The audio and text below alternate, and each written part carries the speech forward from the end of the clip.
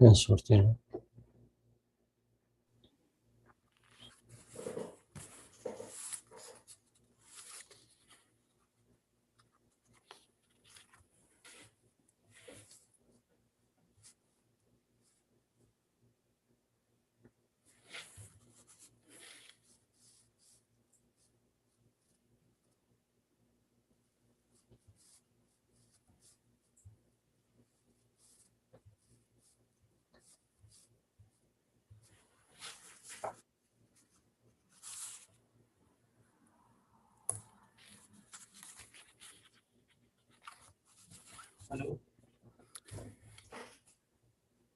Good morning, good day, or good evening, wherever you may be joining us today.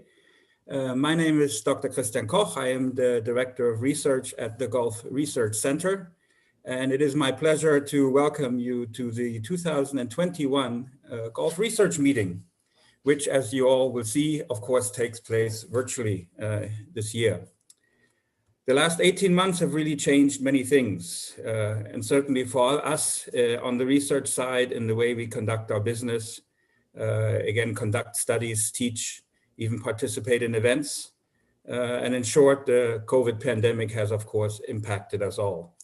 But therefore, at the outset, I really want to state that I hope that everyone joining us today and your families are well and safe, and that your own situation has not been subject to too many disruptions over the past year and a half. Due to the pandemic, the 2020 Gulf Research Meeting had to be canceled or postponed. And even 1 year later, circumstances are still such that a personal meeting has not been possible, and therefore we are meeting virtually. But nevertheless, it's really great to see that so many of you representing the Gulf scholarly community have agreed to once again join us and come together and to ensure that GRM can remain part of the regular conference calendar. Now, technology has fortunately advanced to the point that we can link meeting and sitting in Washington, the United States, Europe, stretching as far as East Asia, Australia. This by itself, of course, is a unique opportunity that can ensure that we maintain communication and links. And while a virtual meeting is far from ideal, I think the Gulf Research Center still very much feels that holding GRM remains essential, because the world certainly has not stood still even during the pandemic. The Gulf region continues to witness tremendous amounts of transition at the political, economic, security, and social level, with a great deal of volatility that, of course, impacts also the region's stability. And I think all of that requires in-depth focus, discussion, and debate.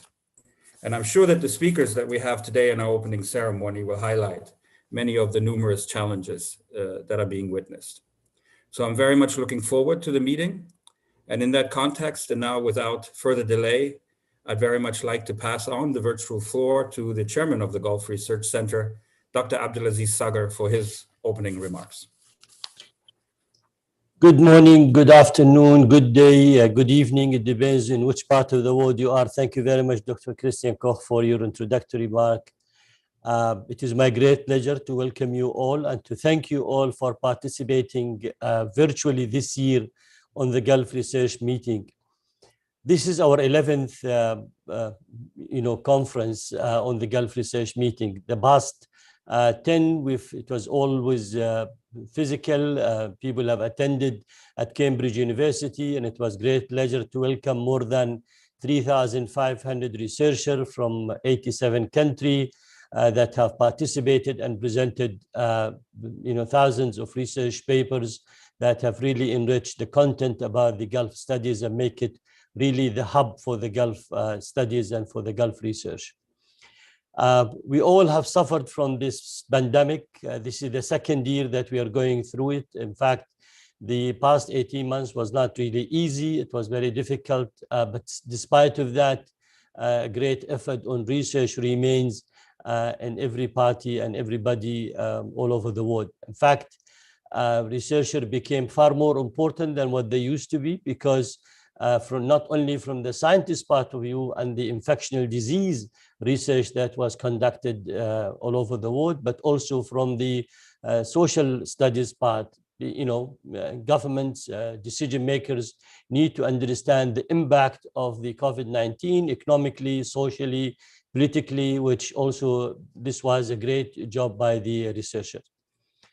This year, we have more than 300 researchers participating in 11 workshops with us, and this 11 workshop deals with a different subject, starting from the environment to energy to also political, the Gulf relation to the US, the Gulf relation to Russia, also on the regional security, industry, the business. So it's a quite wide, and also including culture, research. I'm very pleased to see, despite of the difficulty, despite of the thing that technology have enabled us really to maintain this link and to maintain the relation to the participant. I would like certainly to thank all my colleagues at the Gulf Research Center for all their effort, but also to thank the chair and the co-chair of all the workshop, also all the participants. They have put effort and time to enlighten us about the various and the different subjects and so on. A very special thank from my side goes to His Highness Prince Faisal Farhan, the Saudi Foreign Minister, whom we're still trying to see if he can make it with us now or no, due to his change in his travel schedule. But in case if he cannot make it, I am sure we will get his speech and deliver it to you through internet, and also through the Twitter, through the website also of the Gulf Research Center. And a very special thanks also goes to His Excellency Dr. Naif Al-Hajraf, the Secretary General of the Gulf Cooperation Council, for his continuous support and endorsement of all the GRC activity. And a very special thanks also goes to His Excellency Dr. Sheikh Mohammed Al-Isa, the Secretary General of the World Islamic League, that have accepted to participate with us, and we are very thankful to all of them. Also to Professor Sims from the University of Cambridge, who represent the Vice Chancellor in his talk, and also he's the Director of the Geopolitical Center at the Cambridge University. A very dear friend, Dr. John Duke Anthony, who's really have attended all the previous Gulf Research meetings, the last 10 one physically. He used to travel from Washington to Cambridge. He never missed one of them. And he was a great, scholars participating with paper discussion, also with his wisdom and knowledge about the international relations subject. So my thanks goes to all of them. And I really wish you the best, and also the beloved one. And I hope we will overcome the COVID-19 quite soon. At the same time, I'd like to tell you that next year in July, between the 23rd and just let me make sure with the date so I don't make a mistake. So because I want you to pencil the date for next year, that we're going to be at Cambridge University between the 14th to 17th of July. Hopefully it will be, we will attend it physical, so that we will all be, there attending the GRM, the Gulf Research meeting. Again, thank you very much, and I wish you all the best, and also wish all the director and the participant on the different workshop all the best for the discussion today and tomorrow, and look forward to see you next year. All the best, and take care. Thank you, Dr. Koch. And thank you, Dr. Sagar. And thank you especially for your continued commitment to support and maintain the Gulf Research meeting. I think it's an integral part, of course, of informed debate about the Gulf.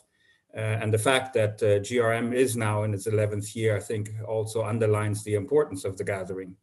Now, as you mentioned, we at the GRC are extremely grateful to a number of dignitaries who are joining us today in this opening ceremony to share their views and thoughts on the region. I think their testimony itself, their participation, I think, is testimony to the need for exchange and discussion about the many topics and issues that really define the changing nature of the Gulf and the broader Middle East. And we're, of course, very honored to have them with us here today and look forward to their thoughts and statements.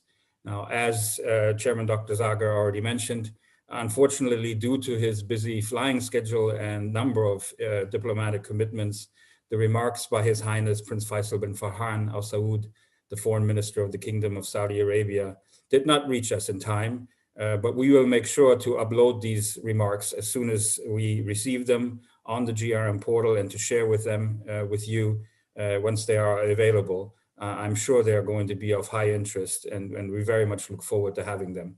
So apologies for this little changed circumstances, but we will still have the remarks online as soon as possible. I would therefore then like to pass the floor to His Excellency Dr. Nayef Falah bin Hajra, the Secretary General of the Cooperation Council of the Arab States of the Gulf. His predecessor as Secretary General, His Excellency Dr. Abdulatif Rashid Al-Zayani, was a strong supporter of the GRM, and he always made an effort to speak at the GRM opening ceremony all the years that we were in Cambridge in a personal way. So we're extremely grateful to His Excellency Dr. Al-Hajraf to continue this tradition, and we now look very much forward to his remarks.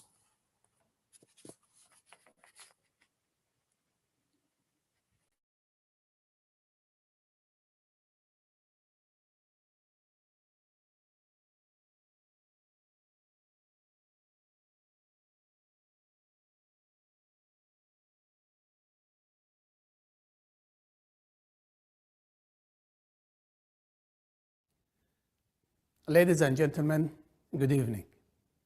I am very pleased to participate in the Gulf Research Center Cambridge meeting, which is held virtually for the second year due to the COVID-19 pandemic. And I would like to thank Dr. Abdulaziz bin Sagar and his team at the Gulf Research Center for their hard work to keep the meeting on schedule. The year 2020, like no other year, have changed our life. The world after COVID-19 will be different than the world before. However, we have to face the new and unprecedented challenges for many years to come, as well as to identify the new opportunities. One very important lesson we have learned since the pandemic, that working together in solidarity is the only way to face these challenges, as no country can work in isolation and no country is capable to face it alone. Although every country and individual can talk about their experience during the pandemic, which is still a top priority, yet other challenges required our collective and undivided attention. Having said that, today's meeting provides the right platform to address some of these challenges, in which I would like to focus on the Gulf region. May 25th, 2021 marked the 40th anniversary of the Gulf Cooperation Council, known as the GCC, an organization that has been playing a very important role to stabilize and maintain the peace and security for the region and the world. Over the last 40 years, the GCC engaged constructively with the international community to fulfill its obligation to combat terrorism and to adopt a very responsible and balanced energy policy, which takes in account the interests of both the producers and the consumers, and to answer the calls for any humanitarian and development aids needed. At the same time, and at the domestic front, the GCC member states demonstrate national development plans addressing a human capital, economic diversification, and a quality living standard, along with a major infrastructure uplifting to support the development plans. Needless to say that the last 40 years wasn't a challenge-free. However, the GCC journey remains focused and stable. Looking forward, a new challenge emerge and remain real. In addition to the challenges imposed by the pandemic, the region's security, which is very important to the world security, needs to be addressed. While the GCC remains committed to maintain and enhance the regional security, we would like to share our concerns, which remains valid and urgent. The situation in Iraq, Syria, Lebanon, and Yemen represent a clear and direct threat to the regional security and stability. The GCC stands firm in supporting the adherence of international law and the UN Charter. The GCC is an advocate of respecting the international sovereignty and not to intervene in other countries' domestic affairs. Unfortunately, the above is just an example of the Iranian behavior to destabilize the region, not to mention Iran's nuclear program, Iran ballistic missiles, and Iran supporting two militias, all of which should be addressed at Vienna talks, not only the JCPOA. Ladies and gentlemen, the economic integration comes at the top of the GCC fifth decade agenda. It is our priority to enhance the GCC leading positions in the region and beyond. Last year, we all witnessed Saudi Arabia presidency of G20. Dubai and United Arab Emirates is hosting Expo 2020, which is due this October. Qatar is hosting FIFA World Cup in 2022. The vision and development plans across the GCC member states create the right momentum to focus on the future and to capitalize on the opportunities. In conclusion, we will continue our effort to address and deal with the regional challenges to protect our interests. And at the same time, we will continue our effort to implement our plans for a better future for us and for the region. Thank you very much.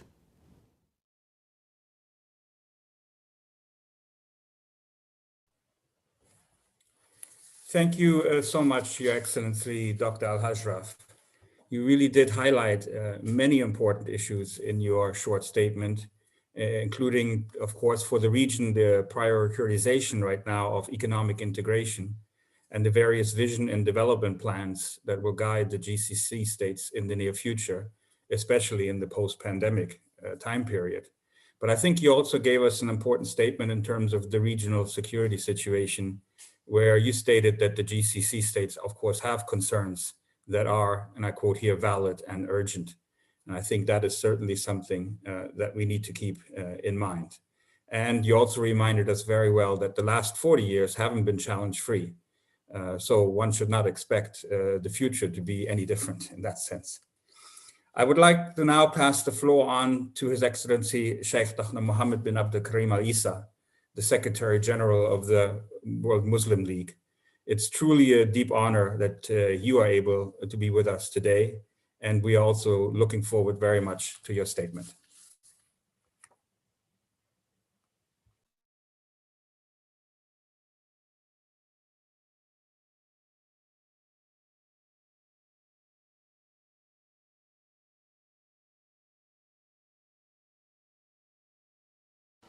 الحمد لله والصلاة والسلام على نبينا محمد وعلى آله وصحبه أجمعين.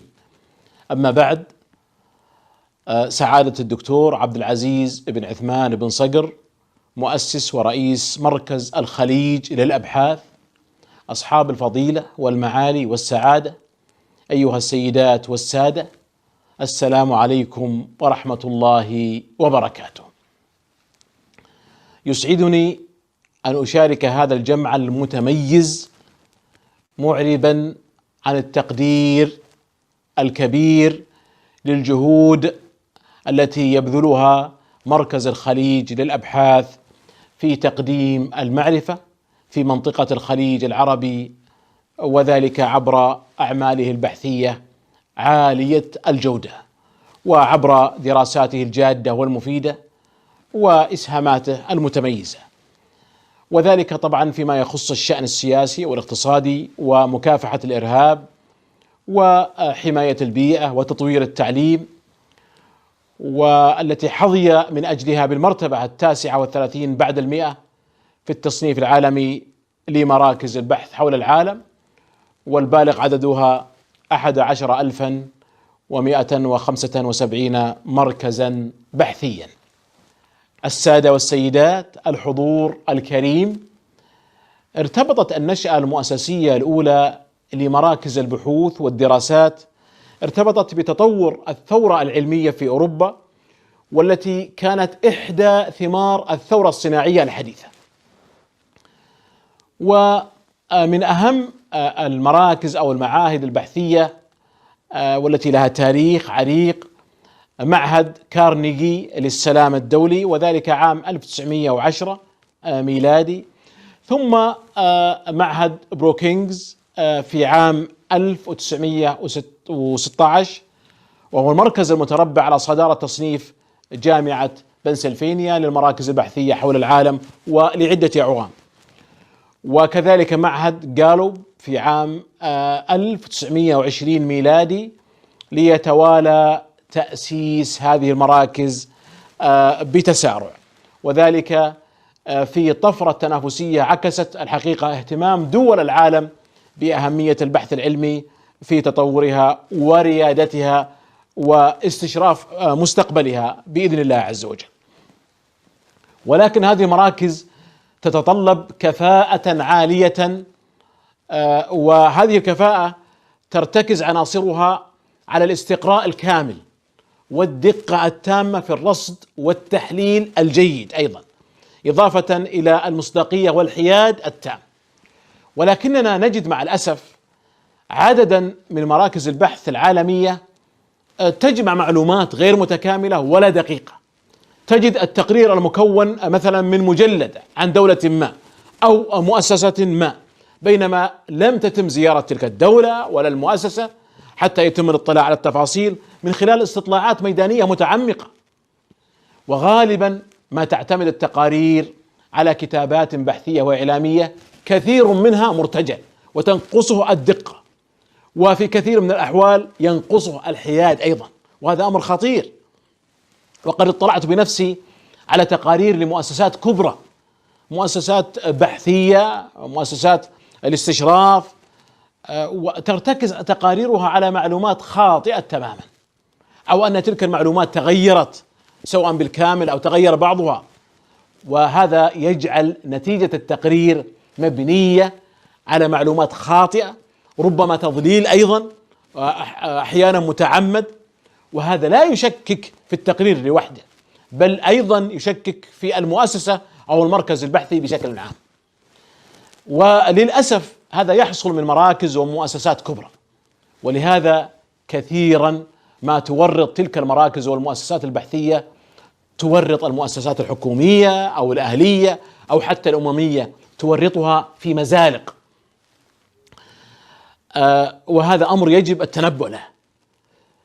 والدول العربية تنبهت في منتصف القرن الماضي إلى أهمية الدراسات البحثية، وأنشأت مراكز في الجامعات والوزارات، طبعا علاوة على المراكز المستقلة، ويقدر عددها اليوم بحسب تصنيف جامعة بنسلفانيا بحوالي 350 مركزا بحثيا عربيا، وهو رقم طبعا قليل إذا قورن ب 1900 مركز بحثي في الولايات المتحدة الأمريكية و2500 في أوروبا. لا يخفى أن تأمين المعرفة الصحيحة يعتبر موردا مهما للغاية للدول أو المؤسسات الخاصة، بل وللمؤسسات الأممية، تتخذ طبعا على ضوئه قرارات ربما كانت مصيرية. وهذا ما يجعلنا نقول إن ما يصدر عن تلك المراكز والمعاهد يجب أن يكون على مستوى من الدقة والحياد، ونبهنا على أهمية أن تكون الاستطلاعات والاستقراءات على مستوى عال حتى يمكن الوثوق بما تقدمه من دراسات. لا أطيل عليكم، ولكن في الختام أقدم شكري الجزيل للمشاركين منظما بجهود مركز الخليج للأبحاث، ونقدر الجهود الكبيرة التي يقوم بها هذا المركز، راجيا المولى جل وعلا للجميع التوفيق والنجاح، وأن تصدر توصيات ملهمة للآخرين وتضيء الطريق في هذا الشأن المهم. والسلام عليكم ورحمة الله وبركاته.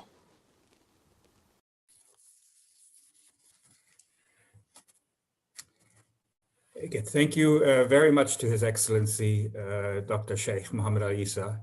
I believe that the emphasis that you placed on the need for accuracy, impartiality, and proper analysis is, of course, something that GRM has always been based on as we engage on research in the region.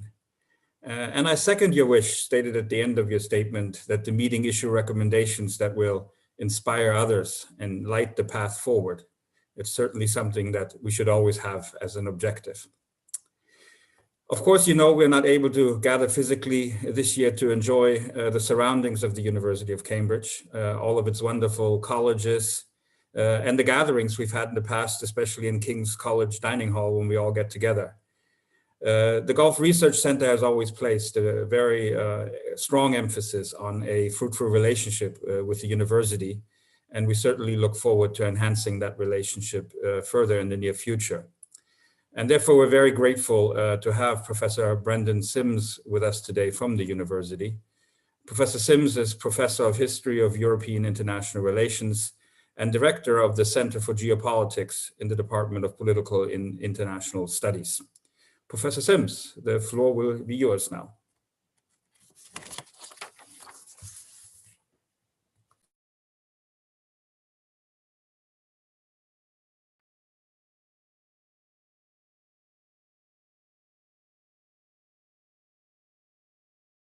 Your Excellencies, ladies and gentlemen, good afternoon. It is a great honor to be asked to say a few opening words to the renowned Gulf Research Meeting. I would like to welcome you in the name of the university.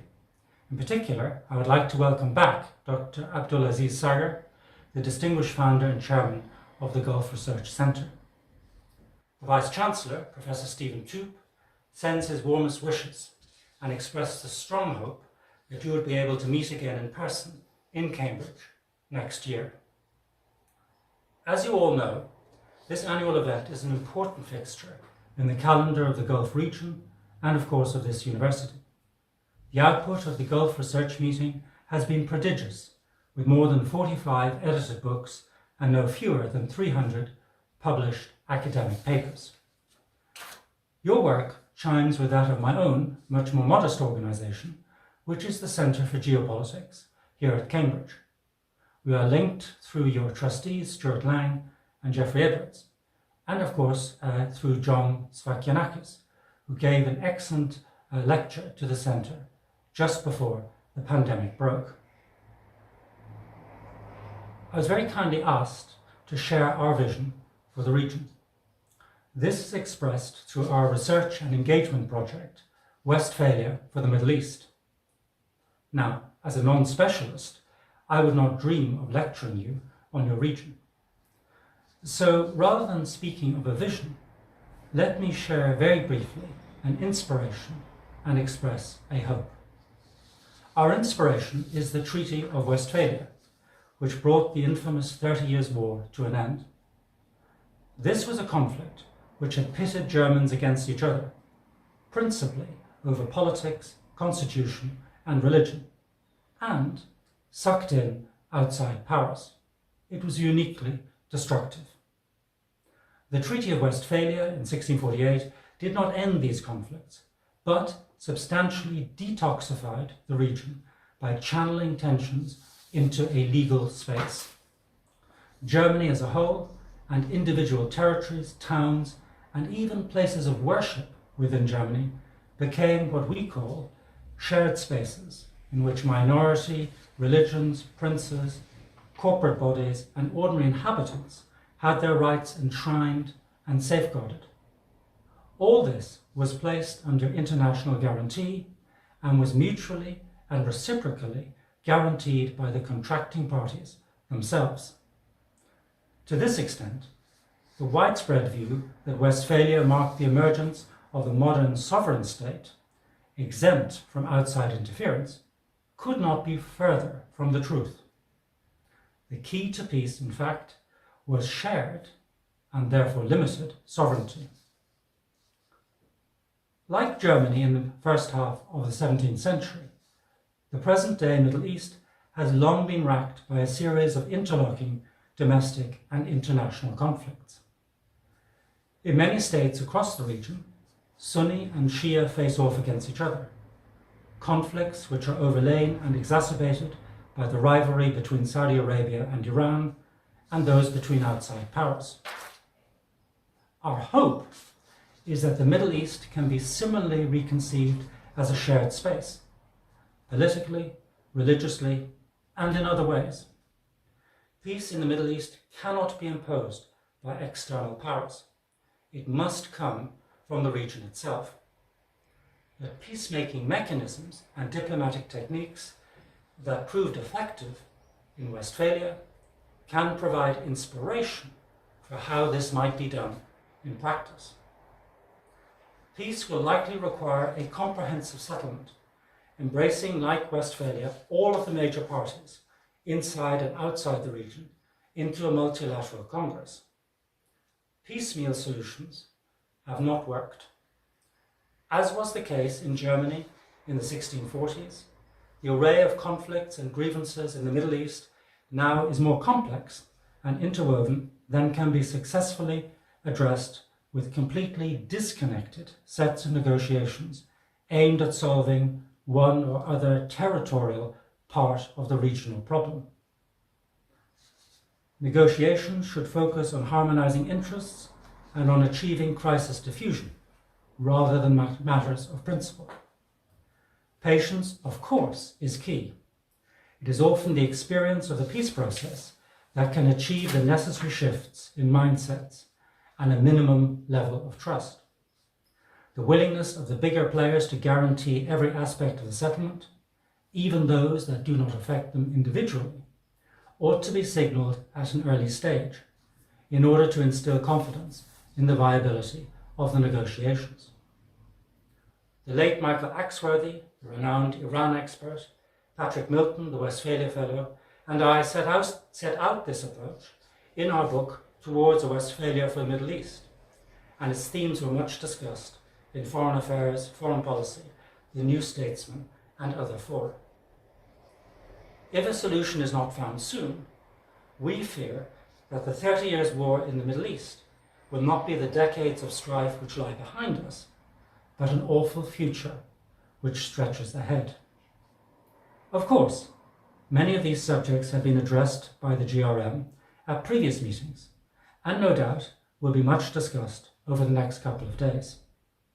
The pandemic has destroyed so much, but I am glad to see that it has not quenched your thirst for knowledge and informed debate. Your Excellencies, Dr. Seger, ladies and gentlemen, I wish you all a productive conference.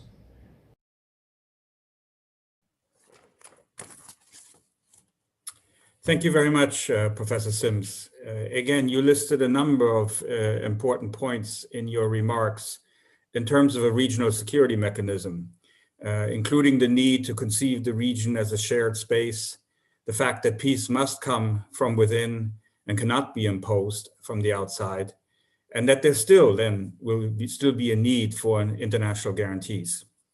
As you mentioned, the subject of a regional security process has already been the subject of several workshops at the Gulf Research Meeting, and we certainly aim to enhance that debate further, not only at GRM, but also in other projects that the GRC pursues. So thank you again for your remarks. It's now my pleasure to call on Dr. John Duke Anthony, the founding president and chief executive officer of the National Council on U.S.-Arab Relations, to provide us with his thoughts on the importance of the GCC. Dr. Anthony has had the privilege to attend all GCC summit meetings as an observer and thus can really provide us with a unique perspective. He's also been one of the strongest supporters of the GRM from its start, as Dr. Saga already mentioned, and he certainly would have been with us in Cambridge this year had we held the meeting in person. But Dr. Anthony, it's absolutely great to have you with us once again, and we'd also look forward to your remarks.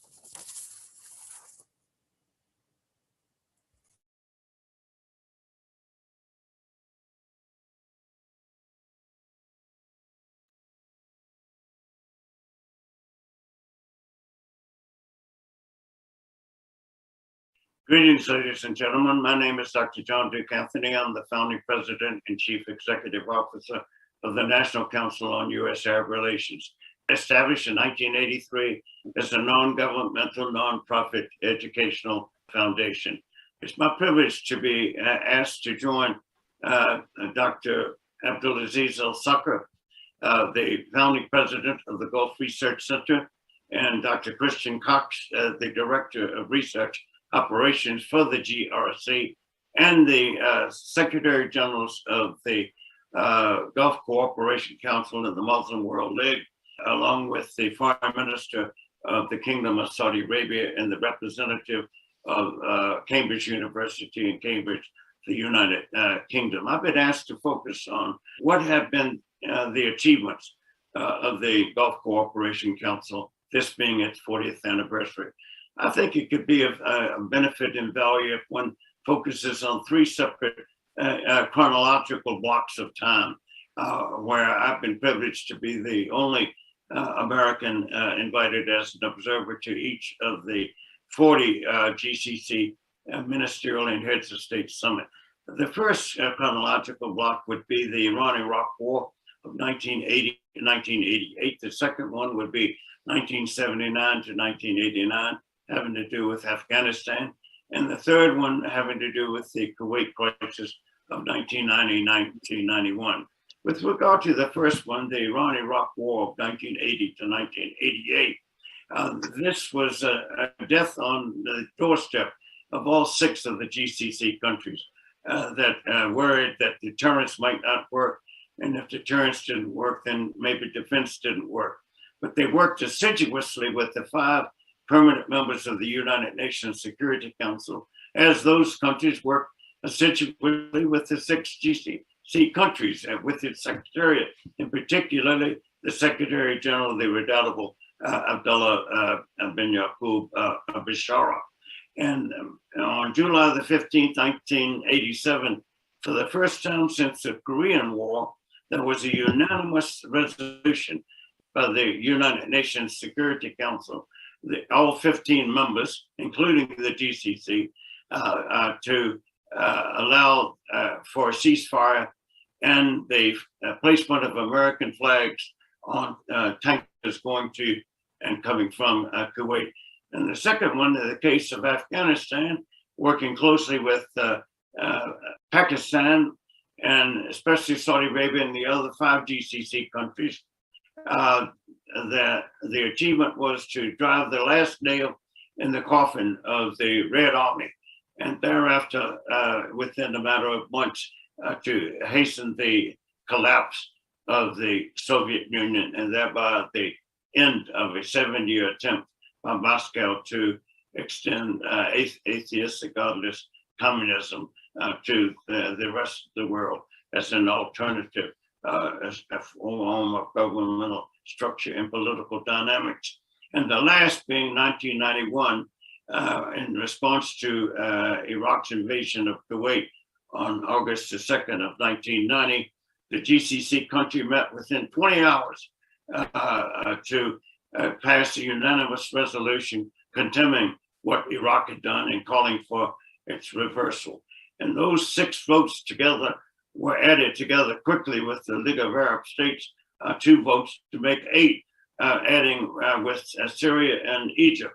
And then those 8 votes were added to Jordan's and Morocco's fellow dynasties, making for 10, and Djibouti coming for 11, which made the majority of the Arab League's nations to geopolitically hand a resounding symbolic political defeat to Baghdad. and hasten Iraq being on their defense to a greater degree than before. Nearly 600,000 armed forces were mobilized, along with 34 countries, in an internationally concerted action to restore Kuwait's national sovereignty, political independence, and territorial integrity.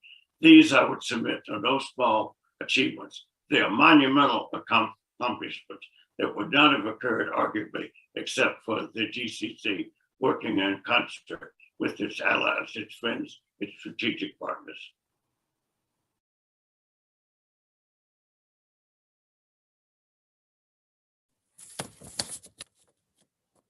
Thank you, Dr. Anthony. In particular, I think, for reminding us of three critical moments in which the GCC was challenged beyond means, but responded with solidarity and togetherness to overcome some critical moments in the region's history. I think indeed that's something to keep in mind as the GCC confronts new challenges and embarks on its fifth decade of existence, as pointed out earlier by His Excellency Dr. Hajraf. That concludes the series of opening statements at this year's GRM. I want to thank all the speakers for their remarks and the readiness to share their thoughts with us. I am sure we will go back to some of these speeches again to read them more thoroughly. There was a lot of content here, and I think that we need to reflect on. Let me now turn the microphone back over to Dr. Sagar for some concluding points for this opening session. Thank you very much, Dr. Koch. I think I'd like to comment by the following. First, to thank our distinguished speakers for all their comment and very useful insight. And second, I must say that this year, 2021, is a very special year. It started in January with the Al-Ula Summit, which was a very important summit that brought the rest of the Gulf countries together after some sort of differences. I would call it, between different countries in the GCC, but by the attendance of His Highness Sheikh Tamim Al Thani, the ruler of Qatar, to Al-Ula meeting was a very important event. At the same time, this is the 40th anniversary of the GCC in May. It's the 40th anniversary of the GCC Foundation, which is very important. And I'm thankful to His Excellency Dr. Al-Hajraf by mentioning that economic integration is the next decade focus, with the regional security, of course, focus, and looking at the welfare of the people of the Gulf countries. Third, this is also the 30th anniversary, unfortunately, of Iraq invasion to Kuwait and liberating of Kuwait. Alhamdulillah, this is a very important also issue. And again, this is the second year of the pandemic, that we are, going through. So 2021 is a special year. And at the same time, it's for the first time we try to have more than 300 participants in different workshops digitally from different parts of the world, focusing and things. And thanks to the technology that allowed us, to be together and to use it this way. As we have said before, once we get the note from His Highness Prince Faisal, we will make sure it's available in the website. And so we understand his travel schedule, and that did not, permit him to be with us live, today. But we understand that, and that can happen. Again, I would like to thank all the participants from all over the world, and they're with us today here, and wish them a very successful focus on their workshop and papers. And you can always find the publication that we do after the GRM available on our website there, so you can visit it and look at that one. Look forward to see everybody next year physically in Cambridge. Thank you very much, and stay safe, and all the best for everybody. Thank you, Dr. Sagar. And I concur, of course, with your concluding remarks. Now that concludes the GRM opening session 2021. It's now time to start the real work. And everyone, I wish successful workshops with lots of engaging discussion and debate. Now the GRC team is ready to assist anybody that might face the one or the other technical issue. But I'm sure we're all professionals now in the virtual space, so that shouldn't be a problem, and everything will proceed very smoothly. But thank you again for all of your attention, for your attendance, and I wish everybody a great 2021 Gulf Research meeting.